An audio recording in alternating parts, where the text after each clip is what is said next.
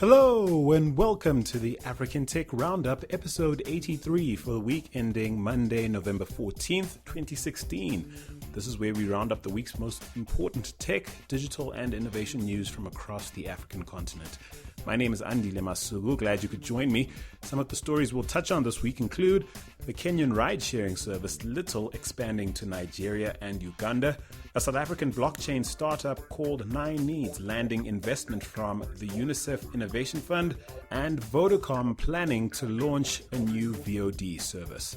That's all ahead, but first, in our sponsor segment this week, we'd like to remind you of all the convenient ways you can access the content we produce here at the African Tech Roundup. That's the weekly African Tech Roundup podcast, which of course is what you're listening to right now, the African Tech Conversation series, which features in-depth chats with leading figures from Africa's tech and innovation scene. A new season of that will be coming up pretty soon, so look out for that. And of course, the Quick Tech Chat series, which features brief and some not-so-brief exchanges we have with tech pros currently working in the trenches of Africa's tech industry. The latest of which, of course, is an interview I did with Iroko's very vocal, always interesting founder and CEO, Jason Njoku. And you'll find all this content at africantechroundup.com, as well as on iTunes, SoundCloud, Stitcher, or any other good podcatcher out there when you search for African Tech Roundup and African Tech Conversations. Of course, do yourself a favor and sign up for our weekly newsletter to have all the latest podcasts in straight to your inbox. With all that said, it's on to this week's news.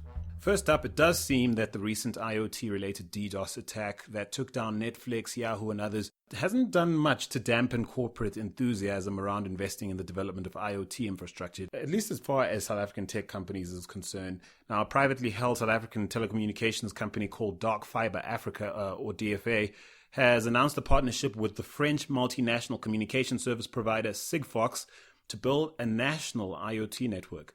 Now, this follows MTN and Vodacom both announcing their plans to roll out short-band IoT networks in the last week for both consumer and industry applications. Now, I guess they're all trying to position for a future where their sensors and SIM cards and pretty much everything, from the buildings we work and live in to our home appliances and, of course, in our cars, which is pretty much becoming standard in many car models being manufactured for markets abroad. Now, DFA has formed a subsidiary called SquidNet, which will oversee the deployment and operation of their network nationwide, and they plan to distribute IoT connectivity services and solutions through channel partners. Now, we're talking plans that involve 1,850 odd sites being deployed nationwide within the next 18 months. They're saying it will, quote, complement the IoT networks that MTN and Vodacom are said to be ready to deploy as early as next year. Now, SquidNet plans to make use of unlicensed radio frequency spectrum, and they'll be targeting primarily the asset tracking, predictive maintenance, logistics, and security industries. So heads up Johannesburg, Pretoria, Cape Town, and Durban, because SquidNet plans for their network to be ready for use in 2018, and those are the cities they plan to roll out to first. Now, staying with South African news, the country's largest fixed-line telco, Telkom, has reported a 20% rise in first half earnings. Now, we often give large tech firms a rough time on the show, trying to keep them accountable and so on.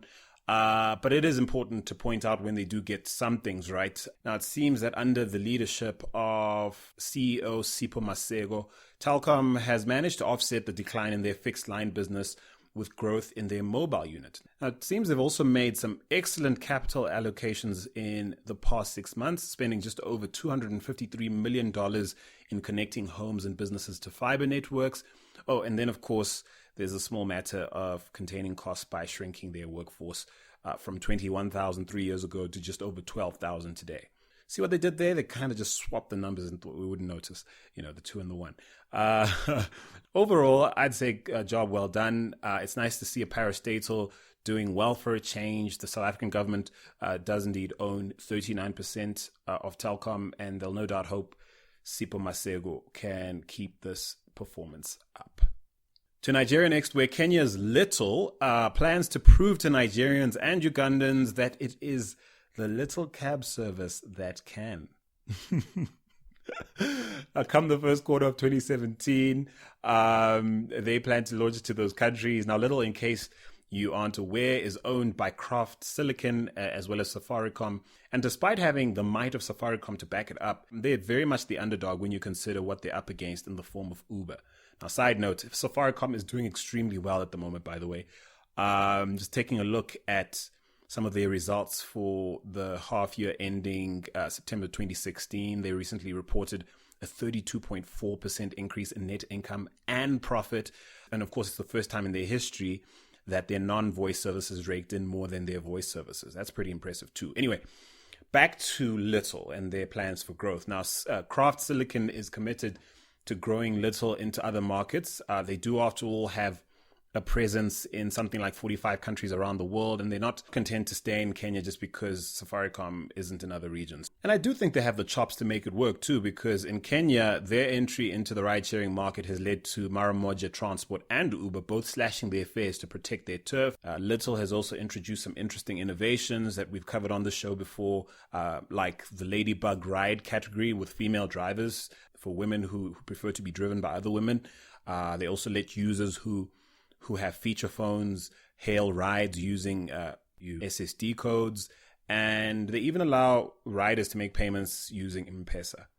Well, Little, let's see what you've got, buddy. Uganda and Nigeria lie in wait. Another Kenyan tech firm planning to grow outside of the country's borders is one called Mook, and that's spelled M-O-O-K-H. They're basically Kenya's answer to Shopify, a payment gateway and social e-commerce marketplace tool which helps merchants, basically sell online and on social media. So they have launched in Namibia. Yeah, it is a bit of a random country. I don't know why I'm laughing when I say Namibia, not because I don't think there's anything happening there. I think, anything's particularly funny. In fact, it's quite a beautiful country. I've been there. But yeah, it's definitely not a country one thinks of immediately when they think of, expansion. And perhaps that's a good thing. And perhaps Mook have chosen it for that very reason. Now, Mook is reportedly planning to launch in 2 other countries over the next couple of months, but they haven't said which ones just yet. They also said to be in talks with investors to raise modest amounts to fund their growth aspirations. So good luck to them. And Namibia, tell us what you think. Tell us what you think of the Kenyans doing business in your midst. Give us a shout on Twitter at African Roundup.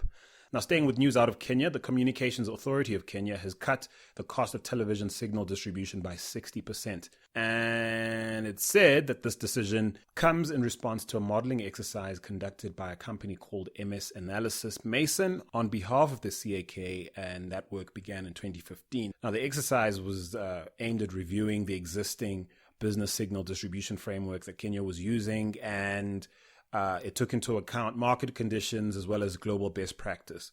And so, surprise, surprise, their findings, whatever they were, led to this decision to basically slash, what broadcasters pay for distribution to broadcast, basically. And so, given improvements in web penetration and how the trend towards mobile first and mobile only content consumption is well and truly underway, I guess the Communications Authority of Kenya is trying to give the traditional television industry one less thing to worry about in view of, the decline they're experiencing in viewership. It's pretty much a situation of either we ease the pricing structure or basically help traditional television broadcasters move even more speedily to the to the cliff edge we all see coming. So the CAK has chosen to do the former, and of course the rates will be effective from the 1st of December 2016. Now, in South Africa, Vodacom has recently made a couple of interesting announcements. One of the more interesting ones would be the fact that they plan to launch a VOD platform early next year. Now, it's called, wait for it, Vodacom On Demand. Yeah, they're calling it VOD. Yeah, it's not arrogant at all. Now, they'll be doing this in partnership with DSTV's Showmax, and later next year, they'll be partnering with Netflix as well. So basically, the platform they're launching through the web and via iOS and Android apps will be open to any serious content partners who'd like to reach Vodacom's massive client base. Now, remember, Vodacom is South Africa's biggest mobile network, and I can't imagine there are too many folks who wouldn't want to give it a go with them, unless, of course, they had plans to launch platforms of their own, or they've been listening to this podcast and they realize that a massive consolidation is coming and they don't want to be left behind. So we've been talking about this inevitable consolidation that's bound to happen, at least in our view, here on the show, between major content players and telcos, not least mobile telcos, who are currently feeling the pinch, given all the revenue they've had to kiss goodbye as data takes over from voice. And so one wonders if this whole partnering thing might result in monster acquisitions like the deal in the US where AT&T bought Time Warner, which by the way hasn't gone through. US lawmakers still have to decide whether they're okay with that. But yeah, this is all speculation at this point. For now, though, Vodacom plans to offer content on both a subscription and transactional basis, offering both streaming and downloading options. They're basically hoping their partners will exploit the third-party integration potential that their platform provides. They've already said that they'll be integrating DSTV's DSTV Now catch-up service.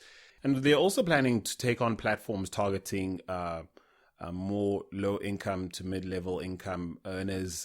Those are platforms such as MTN's recently launched Pocket TV platform. We covered the launch of that some weeks back. Now, the Vodacom's planning to refresh their Video Play app and aim that at prepaid users. Now, Video Play would feature mostly local content with delayed downloads that take advantage of the idle time on the network. Each piece of content is delivered within an hour at a low fixed fee. That includes the cost of the data. And I can see how that could be appealing to someone hard up on cash. They do plan to incentivize signups for both services by allowing subscribers to buy data more cheaply in the apps than they would if they bought it, straight off their phone. So let's see how this goes, and let's see if this trend catches on. Let's see if this trend leads to more substantial consolidation, perhaps mergers or acquisitions that I fully think, as the market matures, are inevitable. Then later this year, the youth-focused international media group Trace TV, which it's crazy to think that they didn't exist 10 years ago. It's quite a feat what they've achieved in such a short amount of time. Well, they're looking to consolidate on their status of being the number one urban network outside of the US by launching an SVOD platform called Trace Play. Now, we reported on these plans when Trace bought Booney TV earlier this year, but we didn't quite realize just how ambitious Trace's plans were. Now, according to Trace's co-founder and CEO, Olivier Lauchet, who I got to rub shoulders with, by the way, at Discop Joburg, Trace Play will be available in English and French in 100 countries. Now, that's quite a rollout. Trace Play will be UK-based. They'll be regulated by Ofcom, and they plan to include Trace's total offering, encompassing its existing suite of linear channels. They're also aggressively expanding their original content lineup by commissioning new series both on the continent and abroad in the US, Europe, and the Caribbean, which of course is where Lauchet is from. Good going. Certainly looking out to see how well this does. This network certainly services one of the most coveted demographics out there, and it'll be quite interesting to see how well they do. But moving on, congratulations to the South African blockchain startup 9Needs for representing the continent by being one of the first 5 companies from around the world to land funding from the UNICEF Innovation Fund. Now, 9Needs specializes in bringing together blockchain technology as well as identity technology to improve on management systems for the delivery of early childhood development services. Now, back in February, UNICEF launched a $9 million innovation fund for startups in emerging markets who are developing solutions with the potential to improve the lives of the world's most vulnerable children. And the other 4 startups who drew investment along with 9Needs are from Nicaragua, Bangladesh, Cambodia, and Pakistan. So once again, well done. And so finally, in international news, I need to address the elephant in the room. And his name is Donald Trump. Now, I'll do that by posing a question to all of you, particularly if you listen to the show in the US. So here's the question. What or who did more to help Trump become America's first citizen? Facebook, with all that fake news floating about on the platform, allegedly reinforced by algorithms that are set to amplify voices Facebook users want to hear, or Julian Assange and his not-so-subtle anti-Hillary agenda, complemented, of course, by that insane arsenal of damning WikiLeaks. Tell me what you think on Twitter at African Roundup or via a post on facebook.com/African Tech Roundup or email hello@africantechroundup.com. And that's nearly it though. This week's African Tech Roundup is brought to you by the Quick Tech Chat series, which features brief and some not so brief exchanges that we have with tech pros currently working in the trenches of Africa's tech industry. Now, there's a killer interview I had with Iroko founder and CEO Jason Njoku that's recently been posted, and it's definitely worth a listen. And you'll find all those chats at africantechroundup.com in the Quick Tech Chats playlist, as well as on iTunes, SoundCloud, Stitcher, or any other good podcatcher out there when you search for African Tech Roundup. And so that's the week's show, folks. I do look forward to having you join me again next week. And to all of you attending the 3rd Annual African Angel Investor Summit on November 17th at the Landmark Center in Lagos, have a blast out there. I'm gutted I couldn't make it out this year, but there's always next year. For now, I'm Andile Masuku. Until next time, do take care, Africa.